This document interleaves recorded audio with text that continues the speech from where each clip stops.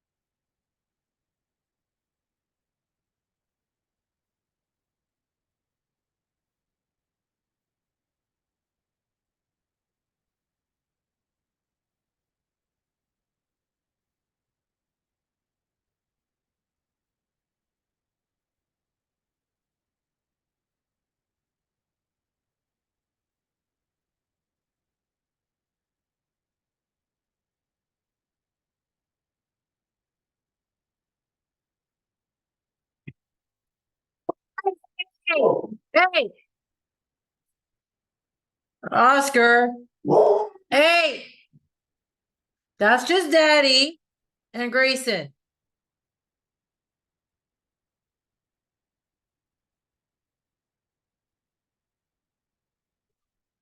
Why? It's unlocked, dude. Oh, silly goose. Made the dog think you were an intruder.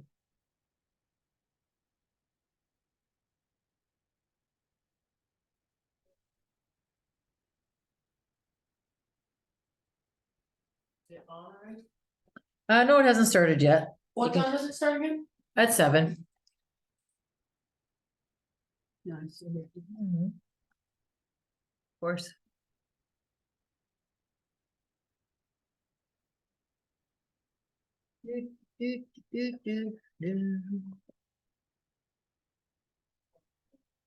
Yeah, intruders. Intruders.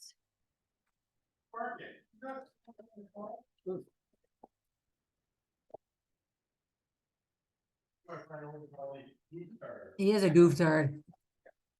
Uh-oh. Oh, yeah. Your fries fell. Look at What? all the bonus ones. Look at all these bonus ones. Wow. Oh, the bonus? Good bonus? Good bonus? Yeah, bonus prize. Remind me of your bonus prize. Bonus part of you. Oh, you had the what? Yeah. No. Not gonna. Yeah. Well, I'm hoping that I have it set up the right way. No. Okay, no, Dan just joined. Who? Oakville Rangers Hockey Club. Who? Where was it with the Oakville Rangers? Like somebody there at the office, whatever.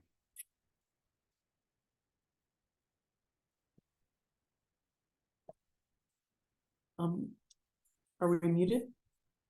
We should.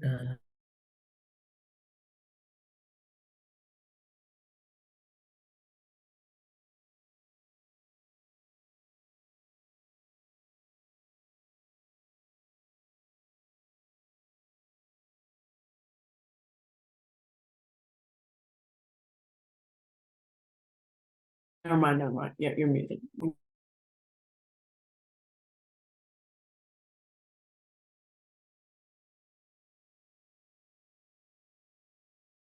Later. So joining us this evening is John Elkin, a very special guest. He's the director of goaltending for the Pittsburgh Penguins. Obviously, NHL organization, top notch. John has a very extensive history in the professional, amateur, minor hockey ranks, sort of all through the years, and he'll dive a little bit into that. So with that, I just ask that everyone remain on mute. If you have any questions, we'll stop periodically. You can raise your hand or throw them in the chat, and I'm sure John would be happy to address them. But I'll hand it over to John Elkin, everyone. Appreciate that. Thanks for having me. Sorry about all the chicken scratch on the back. It's just some hieroglyphics. Just find it's when I try and put a special screen, a logo or something, it distorts everything. So here I am in my home office. But like I said, very excited to be here to help the people who help the goalies, to help the people who help develop the goalies. And goalie development is something I am extremely passionate about. And I'm going to speak very generally tonight. In the future, we'll get into more specifics, technique, and these types of things, but it'll be more of an overview, and then we'll have a question and answer. I think that's the best way to initiate. It's tough to go up against the Leafs tonight, obviously, but hopefully at least have half of the people's attention if you're watching the game. I'm actually watching it myself a little bit, so that's hey, it's always hockey 24/7. But like I said, I want to give a little bit of an overview, and some of it will be more for the elite type of player, goalie, and then we'll get into other ideas for everyone in general, the house league goalie all the way up. I want to start though with just talking about here. I'm gonna share my screen. Hopefully I'll be able to here. And just begin with a little discussion. Can people Tom, can you see my screen? Yeah, I can see it very clearly. Okay, Yeah, good. we can see it, John. All good. Terrific. So I thought I'd start with just where we're at in Ontario in terms of developing goaltenders, elite goaltenders. And if you take, first of all, if you look at populations, they just want to have some populations that are similar, if not less. So Ontario, we have 15 million people. In Sweden, they have 10 million. Finland, 6 million, which is the same as we have in the GTA. And then Czechoslovakia, Slovakia, put them together at 50 million, similar to Ontario. And why do I do this? Just to show here. I got to minimize my screen here. There we go. Just to show, first of all, let's start with the draft, the last draft. So I've been involved at the helping draft goaltenders for the Maple Leafs since 2020. That's when I assumed that role, more specifically in 2021 for the last 3 seasons. I did that, headed up the goalie department. That was one of my main responsibilities. In 2020, I was still coaching with the team on a regular full-time basis. So quite involved with the draft. I know it quite well, scour the world for talent. And 2023, this is past draft, we had 1 goalie taken in Ontario, from Ontario. And it was in the 7th round, one of the last goalies taken. Sweden had 2 goalies, Finland 2, Czechoslovakia 2. The Czechoslovakia goaltenders both were the first and second goaltenders taken, and they're quite high-level prospects. In 2022, Ontario had 2 goalies taken, Sweden 3, Finland 2, and then Czechoslovakia 2. 21.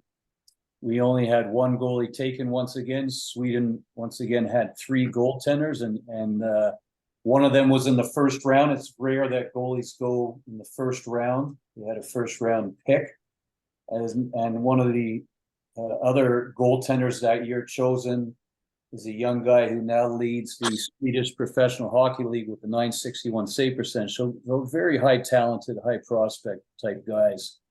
Finland, two goalies and 2 goalies in Czechoslovakia. And then 2020, finally, 2 goalies in Ontario, 3 in Sweden. Finland had 4, one of ours in Pittsburgh. Joel Blomqvist, who's a very, very talented high prospect, was one of those. And then once again, 2 here.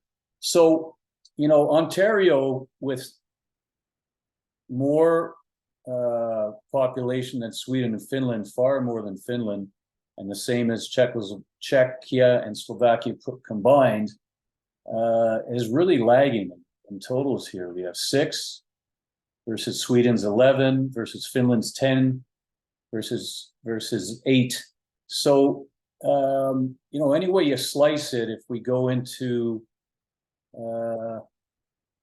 there we go. If we go into NHL first string goaltenders, Ontario, there's 3 of them.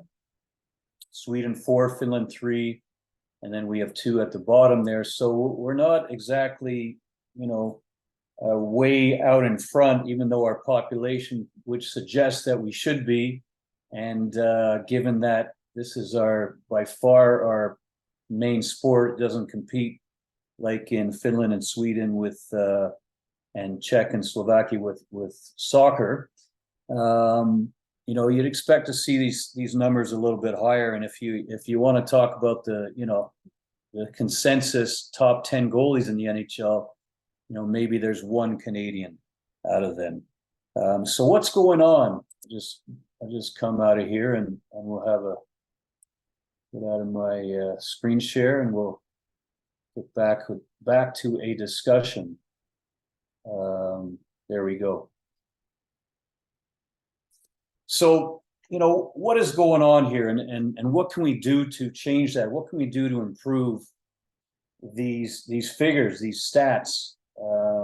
What I would say are underperforming stats for goaltenders, developing goaltenders. Well, if you take Russia, who throughout that same period of time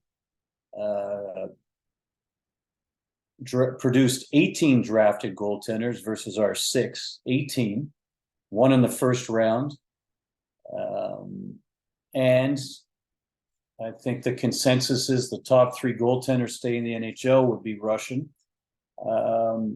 Why are they so, what do they do that is so good? What do they do that differentiates them?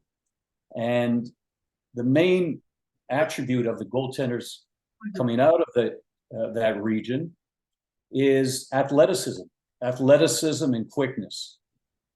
Very athletic, very quick. And so if athleticism and quickness are important, which for me are the most important determining factors of whether or not a goaltender will rise to an elite level, and eventually, if we want to talk about NHL levels, that'd be the number one attribute. After that, you can get into making them more technical, making them play smarter. But to start with that base, that athleticism is key. So how do we produce? How do we emphasize? How do we influence athleticism? One of the ways I think it's agreed upon with almost everybody involved in athleticism, the experts will say that playing various sports increases athleticism. Playing a whole host of sports, moving in different ways, improves athleticism, and that is one area I think we get wrong here, especially in the GTA. We play hockey. A lot of the kids play hockey year round, and don't take breaks or substantial breaks. Now in Europe, they basically shut down all the rinks, except for a few here and there in the summer and the off season for a good 2-3 months. And for 2-3 months, the goalies in Europe are maybe they'll go to a camp or two, maybe 2-3 weeks of goalie camp, but they're not practicing with their team on a weekly basis. They're not going to tournaments on the weekend. They're playing other sports. And so I think that's a really important area that we can improve on. I just find we overdo it. The camps are important, and it's a little bit maybe I should just come clean. Obviously I might have a self-interest in promoting camps because that's what I do in the summer. I don't do weekly sessions. I just do week-long camps. But that said, just to come clean on that, I really believe that is the best way to go, to take a break and do 1, 2, or 3 weeks of camps. And that way you get in there and you work on your game in the summer. It's important. It's a time away from the pressure of the season to work on things. And within a camp setting for a Monday to Friday, one can cover everything from A to Z. You can have time to cover all the tactics, all the techniques, and practice them without being under a pressure situation, as well as address off ice, learn about off ice things, and as well as the mental aspect of the game. So camps give a goalie an opportunity to improve over the summer without keeping him or her on the ice all the time. So that I think is very important in helping people, young people, become more athletic. Take time off and play other sports. The other advantage of that, and it's really important to emphasize, is injury prevention. Goaltenders, and I know because, in the NHL, this is a big problem. Goalies are getting hurt all the time. And now, you just can't have one or two, your first and second string goalie. You need to have 3 or 4 very competent goaltenders, because chances are you're going to use them, if not more. So injuries have become a big problem, and it's the stress, the overuse, the repetition of the butterflies and going up against the post over and over and over and over again, and that catches up to you eventually. And by taking breaks for 2-3 months a year, you allow your body to get away from those movements and to not be abused as much. So athleticism, that to me is a real key. Now, what else can we do to improve our system here, our development system, and learn from these European countries that seem to be catching up, if not surpassing us? One of the things is if you look in Finland and Sweden, they have a lot of symposium. They have sort of a top-down approach where there's a lot of education amongst the goalie coaches. They get together and they discuss and they exchange ideas. And there's a certain degree of uniformity in what is being taught. And I think that's helpful, and that's been a big boon to those countries. And that's kind of what we're trying to do here, is have these chats and amongst the people who are going to go help the goaltenders in Oakville, to exchange some ideas and maybe have a general system to work with, that hopefully makes some sense. So those are 2 ideas I have, and the third idea is just promoting reacting, which goes along with athleticism, promoting reacting rather than just technique or just dropping. And what I like to do is I have drills where there's technique and very specific repetitions of technique, and a lot of feedback and stopping the goalie and doing it again. So I think that's important to learn a new skill. You have to break it down. But I will also slide in drills, excuse me, that are pure speed, agility, and battle, without talking about technique, without stopping it, just letting the goaltenders move. And I think that's really important for any goalie coach to combine the 2, to emphasize the speed, to emphasize the battle and the creativity. So as far as promoting reacting, that would be one way. Another way would be through the stance. And like I said to begin with, I'm not going to get into too much technique. I will in the future. I'll use video, etc. But just a general idea of stance. Being big and loose. A lot of goalies get small. If we can get bigger and wider and looser, it'll help us cover more net and react and be more patient. And patience is something to emphasize. Not just dropping, not just going down on the shot before the release and butterflying, at a young age, it can be very effective. Let's say, for example, if you have 4 or 5-year-olds, 6-year-olds, you can just get the goalie to lay down on the goal line on his side, her side, and they're never going to score. But that's not making the goaltender, any better. So I believe in doing things that will help a goaltender have success down the road when the competition gets better and better. And one of the things is, early on, if you just butterfly all the time, you might be pretty successful, but you're not going to be very successful as you move up in age and levels. So being patient, not just butterflying, staying up on some shots, kicking a leg out on some shots. This is very important to promote the reactivity of the goaltenders. And also, finally, I would say mobility on one's feet, not just sliding, emphasizing moving on one's feet. So I'll get into all these things in future discussions. I just wanted to do more of an overview now.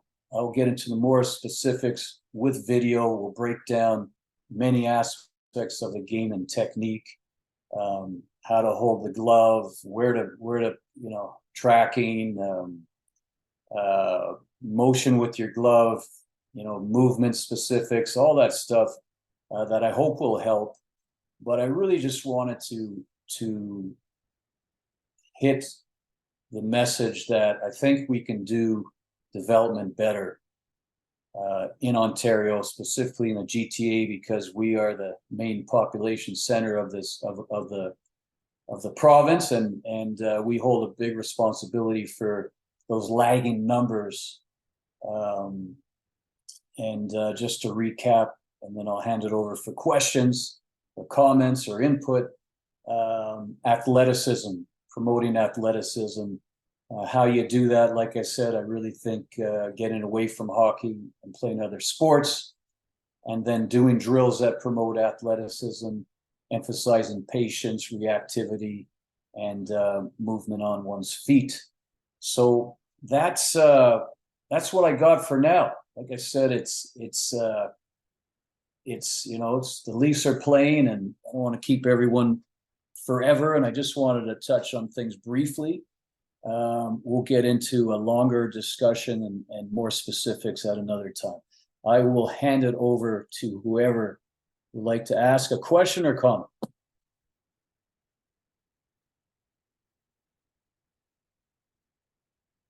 And I don't know maybe Tom, do you want to, someone has a question, do you want to choose? Yeah, well, I don't know if Eric's got a list of questions coming through. I probably have 20 myself, but I'll see if he's got anything. Otherwise, I'll jump in with one of mine. I'm really interested in the athleticism aspect, because technique is such an important part of being a goalie. But of course, you have to be an athlete first, right? And I wonder kind of what the balance is when people are teaching goalies, particularly kind of under 12, for example, where they're all pretty little. It's a real emphasis on technique versus just getting out there and playing. And if you had any specific comments on that. Yes, well, it's a big reason that Russia is leading, or they're really, you see, like I said, recent drafts, they're really coming on strong, and they have top players in the NHL. A big reason for that, for their athleticism, is not only do they take breaks and play other sports, but there hasn't been the history of technical work.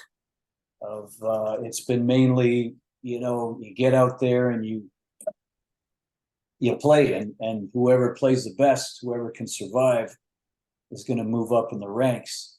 And so it's a system that basically the strongest survive, the most athletic survive. While in Canada, we tend to get very technical from a young age. So if a young goalie is technical and smart in their approach and their positioning, they can play very well at a young age and move up the ranks that way. But as you get to the NHL or college or OHL, whatever it is, you really, what separates is that athleticism.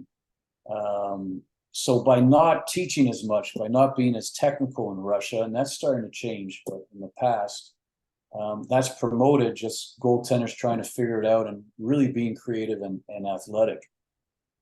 Now, I'm not suggesting that we throw technique and teaching out the window and just let goaltenders make it up like I did when I was young. That's what we had to do. We didn't have any coaching. It's not a very fun way to go about development. It's pretty frustrating and really,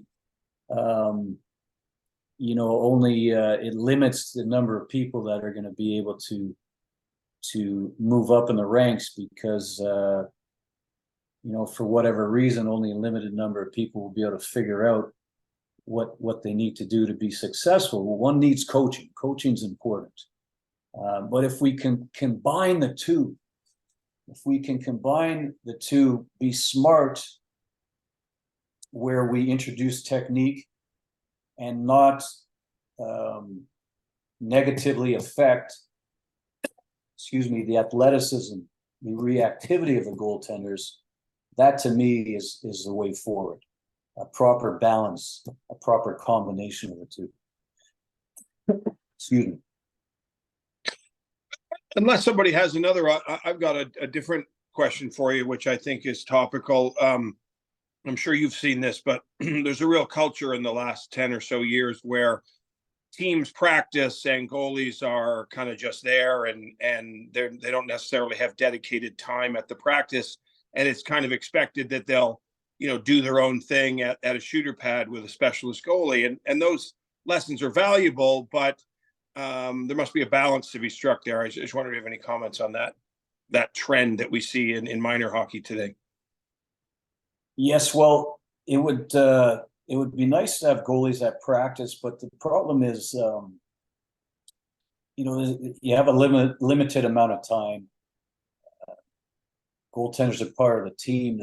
The real key in practice, I think, is for coaches to integrate the goaltenders well and to make sure their drills are game-like and they incorporate the goaltenders and keep them in mind, keep the goaltenders' needs in mind, which is, fortunately, I've noticed at our level, at my level, coaches now recognizing how important their goaltenders are to their job security, consult the goalie coaches and design practices around the goaltenders. I'm not sure in minor hockey how much that is done, but that's really important. So that the drills are game-like situations that goaltenders would face, and also spread out realistically. In a game, you don't have two shots coming at you at once. In the drills, the coaches should make sure the goaltender gets a shot and he or her are able to reset for the next shot. So designing practices with the goalie in mind is very important. It would be nice to have a goalie coach standing on the side just for feedback and input before and after the practice or during.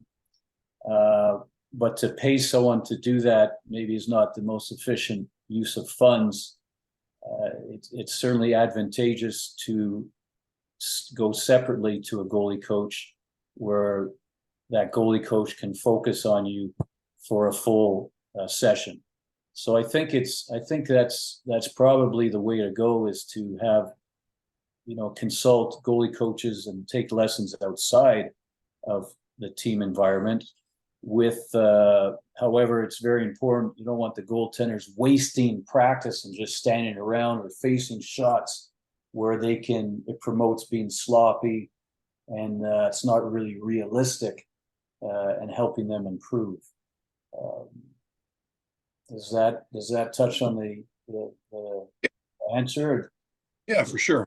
Yeah, That's helpful. I have other things to ask, but I'd like to leave the floor open to others. Eric, are people sending you questions, or are they welcome to just kind of jump in? Yeah, I do have one in the chat here from Paul De Silva, sort of a two-part question. First is any suggestions as to how to convince parents that sports other than hockey in the summer is actually a good thing? That's a tough one. I've been trying for years. It's part of this, it's a bigger issue. It's a bigger issue because I recognize that coaches mandate that their players who want to be on their team attend certain practices and tournaments throughout the summer. I guess the way to solve that would be for the organization to prohibit that. I don't know, whether they want to or not. That's another question. The other issue is a lot of coaches have private businesses where they run tournaments and etc. So there's a lot involved there, and it's tough to change. All I can say is, if I am a parent, and I don't have a goaltender, I would like to think that I would just say, hey, listen, coach, I'm taking my kid out of hockey and, compromise. Maybe he'll go to one tournament, 2 tournaments, but practicing every week and stuff. He's got baseball, or she's got soccer or tennis and swimming, or he's gonna be up at our cottage all summer water skiing and stuff. I think that's I'd like to think that I would have that conversation and in a civilized way, and hopefully have the coach agree to that. Those are my only suggestions on that. It's very tough. It's ingrained in our culture. It's ingrained in our system. But I think that's something that has to, or should, it would help if that were to change.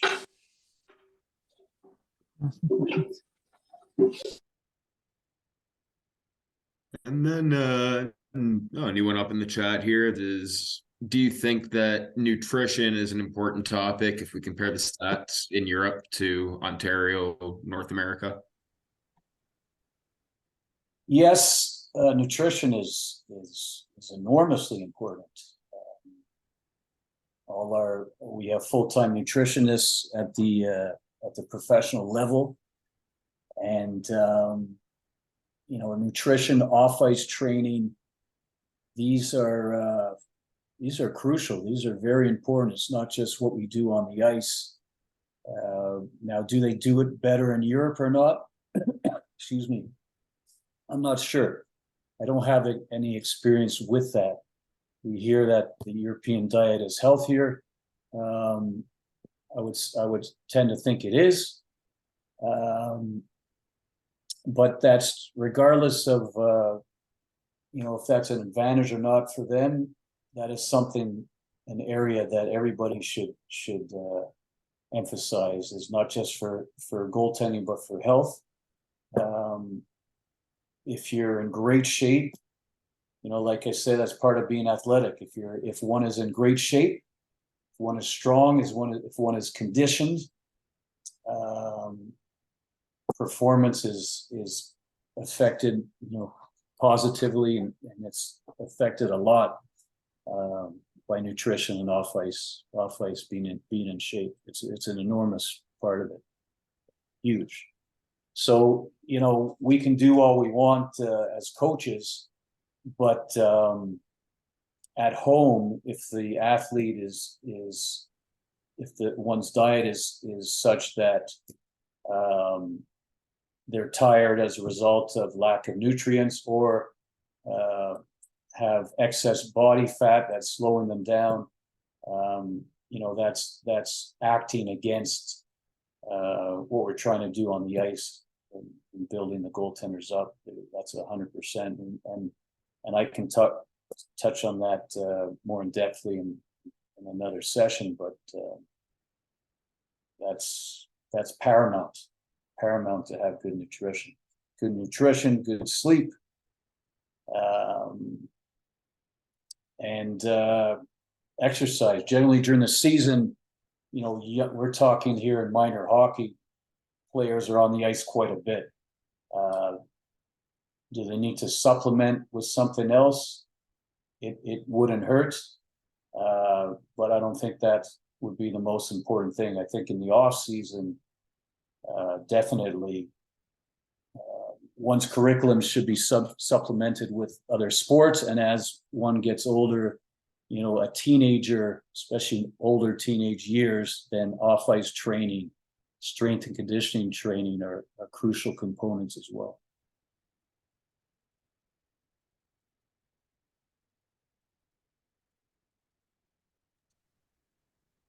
You got another one there, Eric? One last one in the chat here is that, do you think video is helpful for a goalie? I guess video breakdowns of themselves, other goalies, and everything to that extent. I do. At what age too, because obviously it is at some point. Yes. I would emphasize that goaltenders should watch, other goaltenders as much as possible. Goaltenders who are having success maybe at a higher level.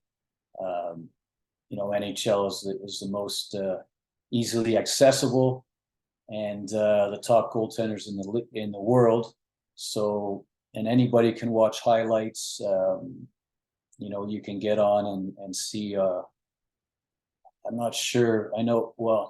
I have a system where I can see every single save and goal, but probably not everyone has access to that. Although I think maybe on the NHL.com, they have something pretty similar. You have the game in 2 or 3 minutes, and it gives you kind of all the major episodes that a goaltender faces. So watching hockey, you pick up so much that way.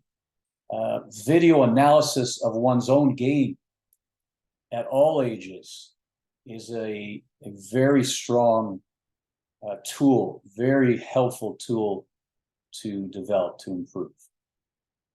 Watching oneself guided by someone who can offer really good, sound advice is very important. And I've always told my students that they should get some game video, and let's go over the game video, because what we're doing in a practice, it's important to see if that's translating into games. And one can learn so much about one's game,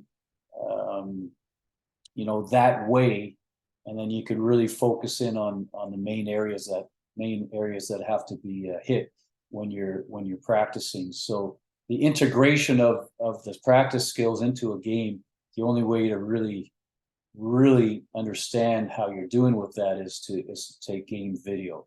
And also video during practice is helpful as well. I have a app that I use and I recommend. It's called On Form, one word. And you take the video on your iPad or phone, and then right away you can show the goalie. You can draw arrows, you can zoom. It's a great tool. So video is crucial, and I'd like to see more video of game, more video review of games in minor hockey. I think that would be very helpful. Most people invest their money, and it's the problem is it's not cheap to get lessons, the equipment, all this stuff. So to invest even more money just taping a game and having a goalie coach sit down with you and analyzing it, if you don't have a volunteer to do that and you have to pay for it, I understand it's an added expense, but I highly recommend it if it's possible, if it's feasible for people. All right, another one in the chat here. I guess just a few more and we'll wrap it up. But I guess this one from a selfish perspective as well is, do you think that minor hockey organizations such as the Oakville Rangers partnering with local goalie training schools, goalie trainers, to make training affordable, available would be a good investment to help attract new goalies. Absolutely, absolutely. If anything that can bring down the costs of training for the individual, I think it would be great. Would makes a lot of sense. The more coaching one can get, as long as it's good coaching, the better. There's no question about that at all. So, that would be, I think that would be something that a project that's well worth looking into. Would it attract more goaltenders? Anything that an organization does to support goaltending would help it, make it more attractive, for sure. I know goaltenders in general, if you feel like, if you're on a team and you feel like you're appreciated and your needs are supported, I tell you, at the NHL level, goalies perform better in an environment like that. So if Oakville minor hockey, whatever you can do to create an environment that's supportive of their goaltenders and are helpful to their goaltenders, that's key. That is very important.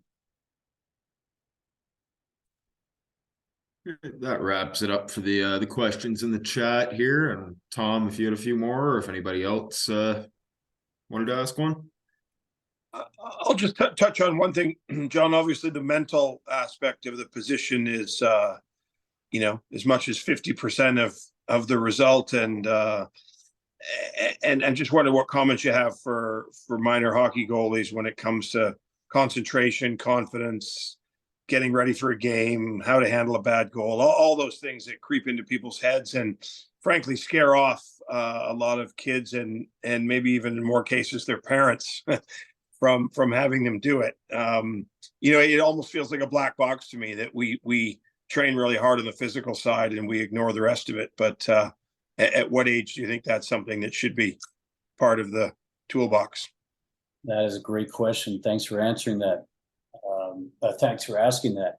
Yes, I mean, as far as what age, mental health in general, providing mental tools to people it should start at a young age, right away out of the womb. The mental game, as you said, is confidence, really. When you're confident, you perform much better. You do everything with much better. And confidence, what does confidence come from? Where does confidence come from? I always tell my goaltenders, and I stole this from one of my past students, Peter Budaj, played in the NHL. He said to me once, he goes, John, confidence doesn't come from results. And I said, okay, Peter, where does it come from? He says it comes from preparation. And he's 100% right. You get good results, you play well, yes, that helps one's confidence, but it's not sustainable, because goaltenders, even at the highest level, I've studied the last 20 Vezina Trophy winners, and I went through every single one of their games during the season for each one. And if you use 90%, as if you were to say, if you played a game with under 90% save percentage, not always the case, but generally it's probably not a great game. And above 90%, not always, but generally it might be a decent game. So for every single Vezina Trophy winner, that's the best goalie in the world that year, between no less than a quarter of the games, between a quarter and a third of the games are under 90%. And that's shocking. That just shows you how many bad games there are in even the best seasons. And I also track goals. I'll look at a goaltender when I'm analyzing him and I'll watch every single goal and I'll rate the goals. And generally, a goaltender who has a great season has about 70% of the goals are good goals. So that's a full 30% that are bad goals. So that's a lot of goals that are bad goals. So you have bad goals, bad games that happen frequently. Now, if your confidence relies on results, you're going to be up and down like a yo-yo. Play well, you'll feel good. Play bad, you'll feel bad. Make a save, feel good. Let a bad goal, feel bad. That's not true confidence. Confidence comes with feeling that you are prepared. And I think that's what we're trying to aim for here is what can we do to help our goaltenders be prepared as best as they can. And when you have the feeling of preparation, that just gives you, you played bad or you haven't let in a bad goal. It's like, no problem. It's just one of those things, and I'll get back at it. I'll be better next game. So, confidence is a mental factor that is gained through physical preparation. But there are many other topics. You can be totally prepared, feel confident, but if one's focus is off, then it's pretty tough to stop the puck. So there are many tools to improve focus. One of the best ones that I've come across is mindfulness, meditation, mindfulness, whatever you want to call it. I recommend that, and there's really no age that's too young for that. I don't think. There's a lot of apps that will cater to either will be age specific in terms of going through the exercises, but mindfulness basically is focusing on one thing, and when you get distracted, you refocus. And the not focusing as a goalie is not what's important. In other words, when you're never going to be, no one's ever going to be focused 100% of the time. One's mind will always wander. The NHL goalies, the top goalies, Vezina Trophy, their minds wander. It's impossible for our minds not to wander, not to get off focus. So being focused is not the issue so much as being able to refocus, having tools to be able to refocus once you get distracted. And there are many things that can be a distraction. A parent in the stands, and as a side, I would suggest parents to, the preparation of your goaltender should be done prior to a game. Once a game starts, the goalie should be left to experience the game and do the best they can. And then after the game, one can analyze and go over it and learn from it. But to, shout and hand signals during a game, that's a distraction. You want your goaltender to get used to just being focused on the ice. But going back to mindfulness, that's a tool that helps one when their mind wanders, whether it's on a parent, coach yells at them, maybe they're feeling the pressure, the goalie down the other side is stopping everything, and they're thinking, they have a little fear. Gee, I hope they don't come down. I don't want to get scored on. Any sort of distraction mentally is going to happen, but having the tool to be able to refocus and having the understanding, the practice, the mental practice that the mind will wander, and it's okay, it's part of it. I can refocus anytime I want and just prepare for the next shot is absolutely crucial. So breathing, mindfulness, I really suggest Headspace is an app that I've always used. You can try it out for free, 10 sessions for free, then it costs, I think it's $90. And there's probably other stuff on YouTube that's totally free, but that's a big tool. And there's many other factors when you many other tools to use, things to talk about. when it comes time to for the mental side of the game, setting goals, long-term goals, short-term goals. I can speak for hours on this stuff, but absolutely, Tom, anything you guys can do to provide resources, suggestions on where to there's mindfulness coaches, or not mindful, there's performance coaches out there. It's like anything else. There's good coaches, medium coaches, bad coaches. So finding a good mental performance coach would be very helpful as well. But perhaps I might do one of these talks on just the mental side of the game, because and doing it from a goalie specific angle. I think maybe that's a good idea.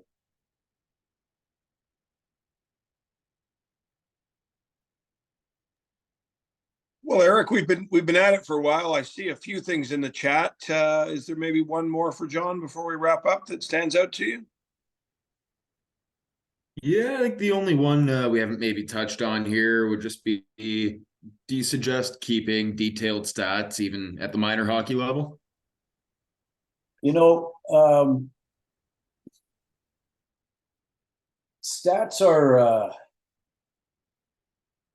I don't think you're going to get a lot of bang for your buck. I think the main thing to focus on at any level is process, is doing the right things on a daily basis. When you're practicing off the ice with nutrition, rest, etc. That should be the main focus. Once you get into stats, save percentage is the best stat. Expected save percentage is a little harder for unless you have a big stats team, professional stats team. It's harder to calculate, but save percentage in general is a good one. But I wouldn't really emphasize that. I think, especially at the minor level, that the process, are you doing the right things? Are you practicing properly? You're taking care of yourself, and analyzing a game after. Did I put myself in the best, did I give myself the best chance to play well? Can I do some things better? Rather than saying, my save percentage was 93%. That's amazing, or 89%. I sucked. I just think I don't think there's you don't get much from that. I think in analyzing as a person who evaluates talent, stats are important, but for the goaltender themselves, not so much. I wouldn't emphasize that. Well, look, we're coming up close to the hour, and John's told us a lot of things, and we got to nearly 30 people, which is great. And by the way, I probably had 30 emails of people who are at the rink tonight who want the recording. So our audience will double, and we'll get it up on social media and whatnot, and even more can see it. And I just want to say thanks very much, John. It's great to have some guidance, and look forward to doing more of these. And we'll get the word out soon enough, and organize one for another 4 or 5 weeks from now. My pleasure. Thanks for having me. I haven't been involved at the grassroots level in Toronto for quite some time. I've been distracted a bit with all the pro hockey stuff I've been doing. So I'm very excited about this. Anything I can do to help the people who are helping the goaltenders, I'm really, really excited about that. So thanks for having me. Appreciate that, everybody. Thanks for your time. Right. Wonderful. Well, thank you. Eric, we wrap it up.